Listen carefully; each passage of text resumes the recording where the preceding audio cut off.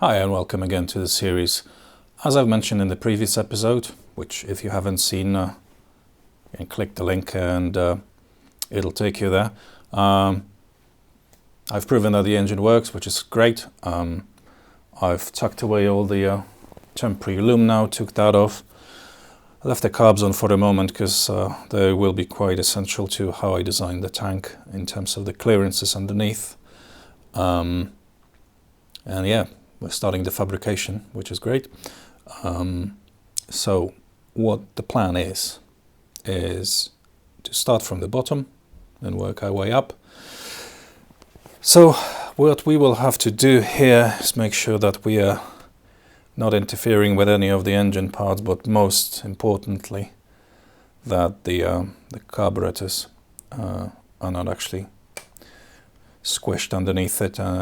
So what we will do, we will set ourselves a level here, and then effectively your tank should somewhat sit around like so ish. So as you can see, what I have to do, I'm completely removing the throttle return. I haven't had a bike that actually had that cable ever. Maybe the first one. So I'll take that off. And then once that's off, the only thing that will be dictating how low I can go is those stalks, those elements from the carb. So it's looking fairly alright, I think. So as you can see, I can't use any of the normal, like any eBay jobby for a tank, because it will be so flush over here. And besides, I want a really big tank as well for that thirsty engine. So it's gonna be non-standard. And besides, where's the fun in buying, eh? You might as well fabricate your own. So these are roughly the levels. I have already done the channel. That took some bending, but effectively what I'll have to do is just have to measure everything up. The channel is 22 inches long, which I'm likely to trim depending on how it will go. So what I'll need to do now, I will have to measure the height for the front first, mark it on the channel, measure the height on the bottom, do the same thing, chop it, see whether I can actually plonk it down. Once it's down, I will see what I can do about going sideways. I'm thinking about all the way to where the emissions cover, whatever they're called, all the way to there. So it's going to be quite a wide tank. And I might, in terms of going up, I might actually go flush with the yokes. Well, still need to find a way to replace these with something decent. But the idea is that I'll make it tall enough so it actually goes flush with the yoke. So the steering is going to be done on the sides of the tank. I'm not planning on keeping the clip-ons. I will be getting a yoke that will allow me to have a fairly wide mounting points from the top, and I'll be fabricating a handlebars as well. And to those that know, no, there won't be lampposts anymore. I've had enough stick for that already, so I'll be making some nice handlebars. So yeah, that is very much the brief. I got the channel. I know that I need to cut it down to size. Once that's done, I will start drawing out both sides, weld the sides onto the channel, and that will form the base for everything else. And I'll start building building up. So yeah, should be interesting.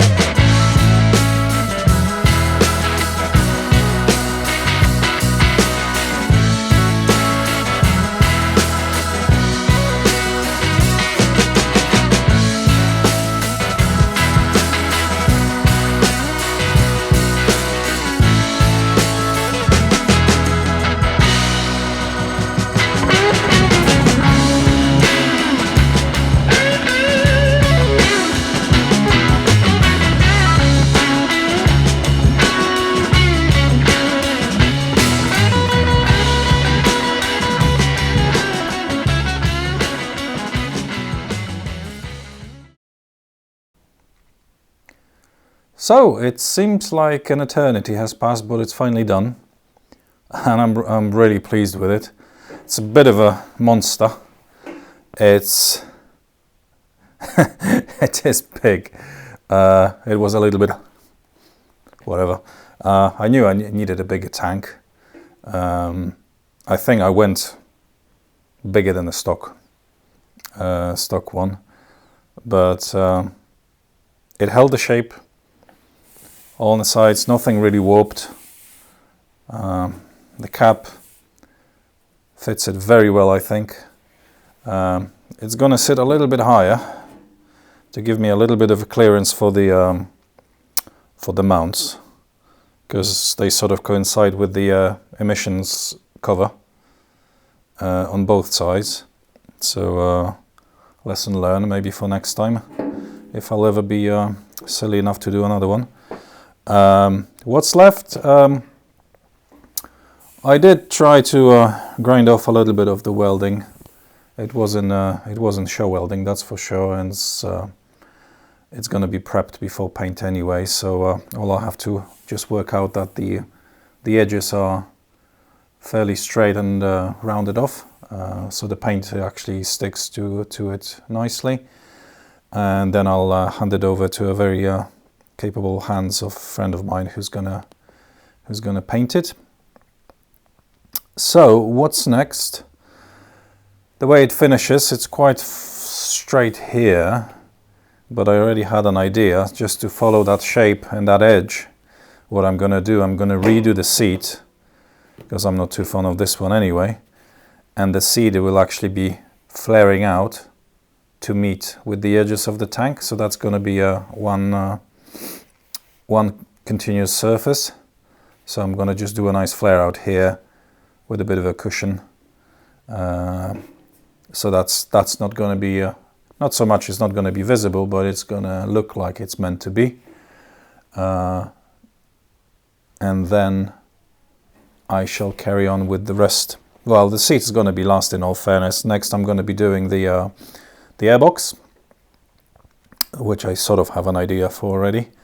Then the electrics box, of course, and I'm not going to be mounting the tank just yet because I'm not quite sure how far back or forward it can sit until I get the billet yokes from a chap that's doing them for me. That's something I can't possibly do myself because I just don't have the tooling. I'd probably give it a go, but not yet. Yeah, he's doing me the yokes, he's doing both mud guards, and he's doing a nice set of foot pegs, mid controls. So that should be quite interesting once they arrive. And only once I put everything together, especially the front end, I'll be able to see how much of a turning radius I can actually get out of it, and how close I can actually get to the yokes in the front, sort of position it. But I think I got enough. I think I got enough play to sort of make it work. So yeah, there we have it. That's finally the end of it. I need to dress up. There's a little bit of welding left, because when you've seen that I've done the bottom from the inside, I'll just put a weld, small bead on the outside as well, on both sides, and the bottom needs doing that as well. Everything else has been re-welded from outside, and that's going to be it. I'm just going to pressure test it,